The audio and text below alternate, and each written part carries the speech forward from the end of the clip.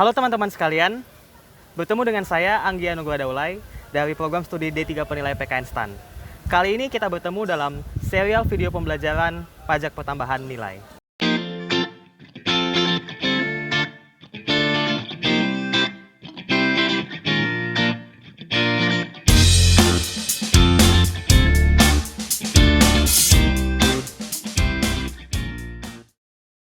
Pada edisi kali ini kita akan membahas materi terkait dengan pengusaha kecil dan pengusaha kena pajak.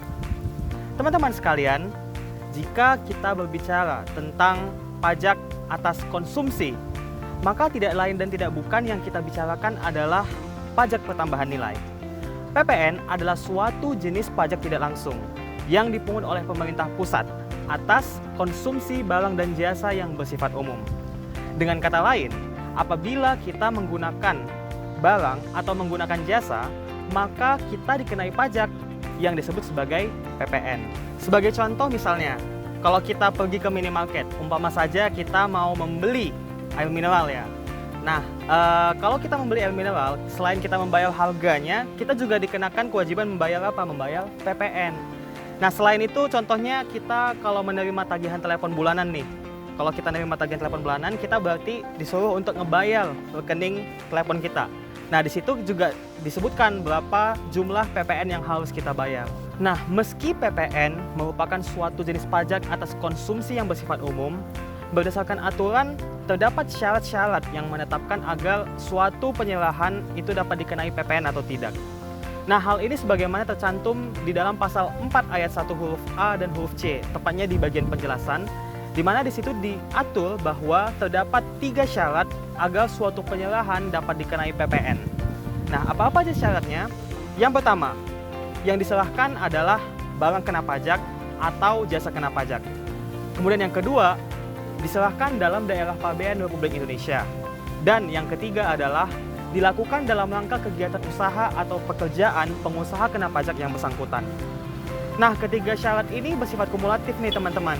Jadi, kalau satu syarat saja tidak terpenuhi, maka atas penyerahan tersebut tidak akan terutang pajak pertambahan nilai. Sebagai contoh nih guys, misalnya ada seorang pengusaha beras, menjual beras kepada seorang pedagang besar. Nah, pedagang besar ini lokasinya ada di wilayah negara Republik Indonesia. Nah, kira-kira nih menurut teman-teman, penyerahan atau penjualan beras ini terutang PPN atau tidak? Ya, benar sekali. Penyerahan ini tidak terutang PPN. Mengapa? Karena beras bukan merupakan barang kena pajak atau BKP, sehingga atas penyerahan tersebut tidak terutang PPN. Sebagai contoh nih satu lagi, ada suatu kedai fotokopi yang menjual alat tulis, misalnya umpama saja ke mahasiswa STAN. Nah, kira-kira menurut teman-teman, dengan status kedai fotokopi ini bukan merupakan PKP atau pengusaha kena pajak, menurut teman-teman penyerahan ini terutang PPN atau tidak? Ya, penyerahan ini tidak terutang PPN. Mengapa? Karena meskipun yang dijual atau yang diserahkan adalah BKP, namun penyerahannya bukan dari PKP, maka penyerahan ini tidak akan terutang PPN. Teman-teman sekalian, berdasarkan penjelasan pasal 4 tersebut, maka dapat dipahami terdapat suatu ketentuan terkait dengan subjek PPN. Dalam syarat ketiga disebutkan bahwa suatu penyerahan dapat dikenai PPN apabila diserahkan dalam rangka kegiatan usaha atau pekerjaan oleh pengusaha kena pajak. Dengan demikian, secara argumentum a contrario atau jika ditafsirkan secara berlawanan, suatu penyerahan yang tidak dilakukan oleh pengusaha kena pajak, maka tidak dapat dikenai PPN. Nah, lantas pertanyaannya adalah, apa itu pengusaha kena pajak? Dan bagaimana seorang pengusaha dapat dikategorikan sebagai pengusaha kena pajak? Teman-teman sekalian, agar dapat memahami konsep pengusaha kena pajak, maka kita perlu memahami terlebih dahulu definisi dari pengusaha itu sendiri.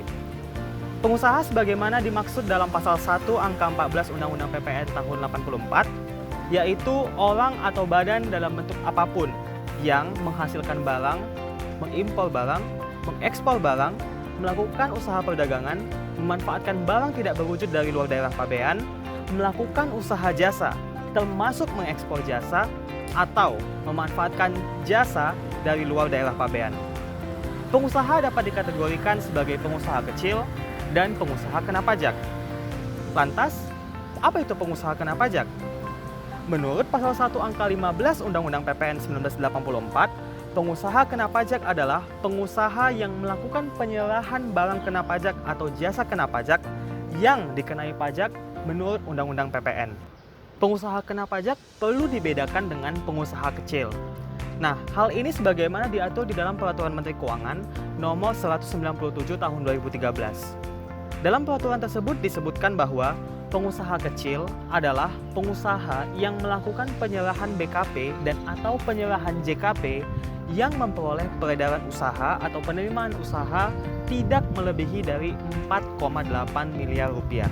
Kemudian, apabila dalam suatu bulan dalam tahun buku seorang pengusaha memperoleh peredaran bruto melebihi 4,8 miliar rupiah sehingga dapat memenuhi syarat sebagai PKP, maka pengusaha tersebut wajib untuk melaporkan usahanya untuk dikukuhkan sebagai PKP paling lama pada akhir bulan berikutnya.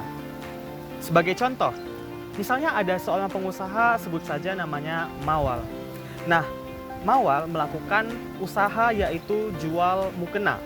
Nah, misalnya jual mukenanya dia lakukan pada bulan Mei 2017.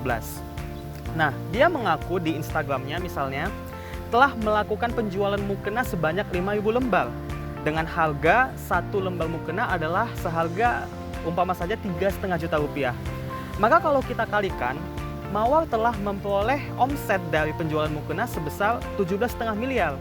Dalam satu bulan saja, dia telah memperoleh omset sebesar 17,5 miliar rupiah. Nah, karena telah memenuhi syarat sebagai PKP, maka Mawar wajib melakukan pelaporan ke KPP untuk dikukuhkan sebagai PKP paling lambat pada akhir bulan Juni 2017. Meskipun telah diatur di dalam PMK 197 tahun 2013 tentang batasan peredaran usaha, hal ini tidak menutup kemungkinan bagi pengusaha-pengusaha yang omsetnya masih di bawah 4,8 miliar untuk dikukuhkan sebagai PKP. Dengan demikian, pengusaha kecil diperbolehkan untuk minta dikukuhkan sebagai PKP. Konsekuensi yang ditanggung oleh pengusaha kecil tersebut apabila minta dikukuhkan sebagai PKP adalah mereka wajib memenuhi kewajiban-kewajiban PKP. Apa aja? Yang pertama yaitu untuk memungut PPN yang terhutang, kemudian menyetorkan PPN yang terhutang, kemudian melaporkan PPN yang terhutang, serta menerbitkan faktur pajak untuk setiap penyerahan BKP dan atau JKP. Nah, apabila seorang pengusaha yang telah berstatus sebagai PKP dan telah dikukuhkan sebagai PKP, namun dalam suatu tahun buku, omset yang diperolehnya tidak melebihi 4,8 miliar rupiah. Menurut teman-teman nih, apa konsekuensi yang terjadi? Nah, berdasarkan kondisi tersebut, maka pengusaha tersebut berubah statusnya menjadi pengusaha kecil.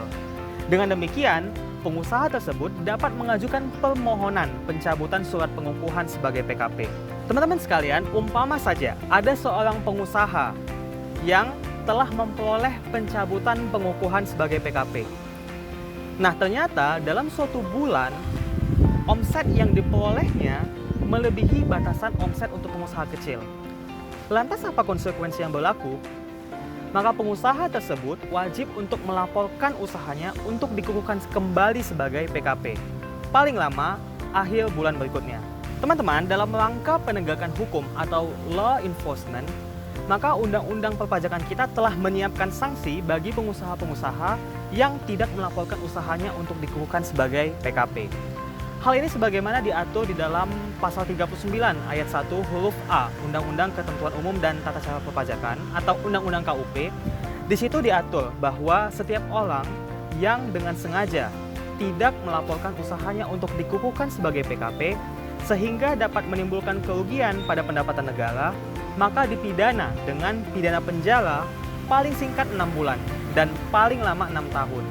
Dan denda paling sedikit 2 kali jumlah pajak terhutang yang tidak atau kurang dibayar dan paling banyak 4 kali pajak terhutang yang tidak atau kurang dibayar. Dengan melihat pada ketentuan peraturan perundang-undangan perpajakan tersebut, maka para pengusaha diharapkan dapat memperhatikan dan menjalankannya dengan baik agar terhindar dari sanksi perpajakan. Yuk kita sadar pajak karena orang bijak taat pajak. Teman-teman sekalian, demikian seri video pembelajaran PPN pada kali ini. Terima kasih atas perhatian teman-teman. Sampai ketemu di video yang akan datang.